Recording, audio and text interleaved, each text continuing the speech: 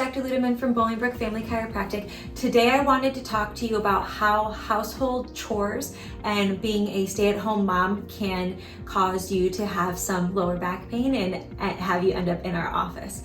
So I had a patient today that I've seen her through pregnancy and her daughter for pediatric care, and she called our office because she bent over at a store and she essentially blacked out and was having severe acute low back pain. And so when we were talking through her history of what happened, one of the things that pops up all the time is that moms, we are repetitively bending forward and picking up our kids, and we're doing the dishes, and so we're standing here and we're bending forward and we're picking up our kids and we're holding them on our hip and we're popping our hip to the side.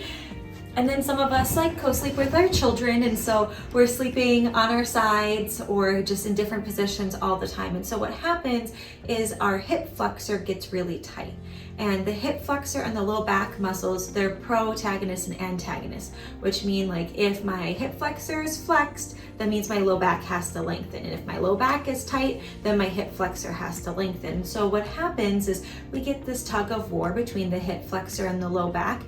And eventually, if your hip flexor is too tight, the low back loses and you throw your back out. So some things that we want to do at home to make sure that we don't have too tight of hip flexors is we want to make sure that we spend equal amount of times standing versus seated. So if you're working from home and you're sitting 8 to 10 hours a day, then we really need to make sure that we're doing some exercises to strengthen your low back and go into extension. And if you're a mom, we need to work on doing a proper hip hinge forward, hip hinge back, kneeling down, picking up baby, kneeling down to pick up the toys versus bending over and picking something up. Hope that helps, and those are some helpful tips for you.